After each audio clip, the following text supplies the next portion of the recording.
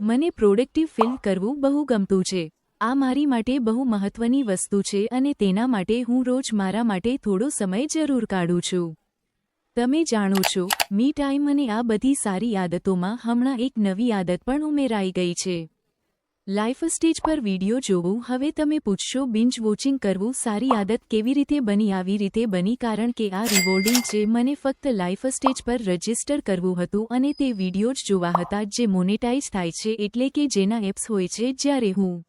જ્યારે હું તે વિડિયો સ્કીપ કર્યા વિના જોતી છું ત્યારે મારું વોચ ટાઈમ કાઉન્ટ થાય છે, જેના આધારે મને રિવોર્ડ્સ મળે છે અને આ મારી મદદ કરે અને નેગેટિવ અસર ન કરે તે માટે તેનો રોજનો મહત્તમ મર્યાદા પણ હોય છે.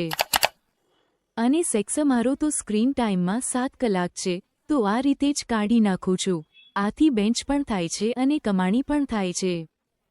તમે જાણો છો, સાઇડ હસલ ગોલ્સ, કારણ કે આ અર્થતંત્રમાં એક આવકથી ઘર તો નથી ચાલતું. તાબા સ્માર્ટ જેલ.